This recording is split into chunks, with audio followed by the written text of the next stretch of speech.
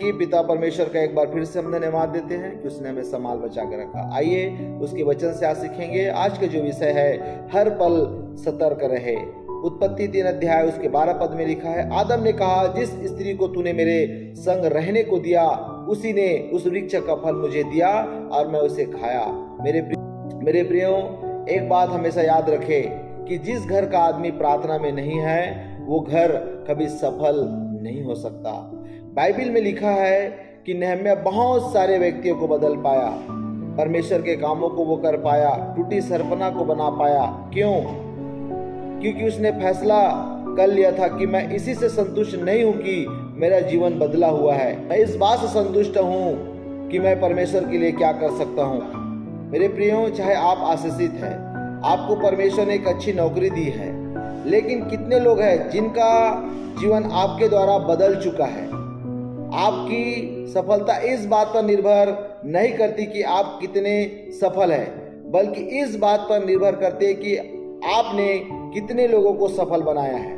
Bible में लिखा है, जवानी में आप बच्चों को जिस जगह देखना चाहते हैं बचपन से उन्हें सिखाए, लेकिन जिस घर का आदमी जो खुद प्रार्थना में नहीं, आज चाहे उसका बच्चा 10 साल का है, उसको यह नहीं पता कि उसके बच्चे के दोस्त कौन कौन हैं, वो बच्चा जाता कहाँ है, वो किसके साथ खेलता है, और वो लड़कियों के पीछे जाएगा, शराब पिएगा, और फिर आप उसे बदल नहीं पाएंगे।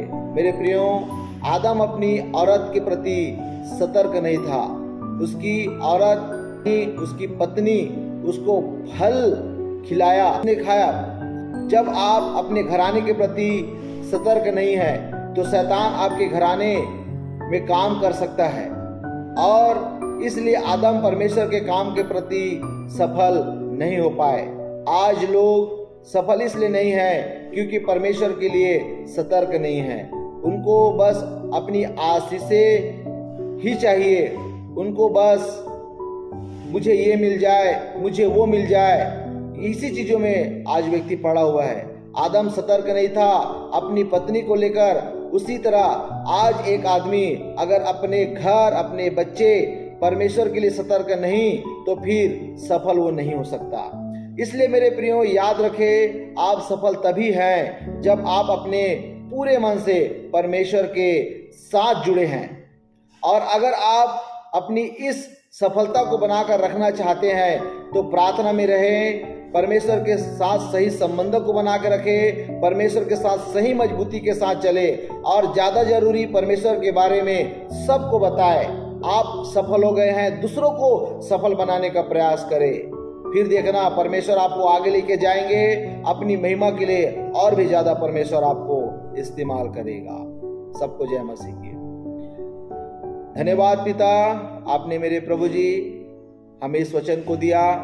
जो भी पिता परमेश्वर इस वचन को सुने हैं मेरे प्रभु, अपने जीवन में मेरे परमेश्वर पिता चौकन्ने रह पाए मेरे पिता, और चौकन्ना जीवन जी पाए मेरे प्रभु।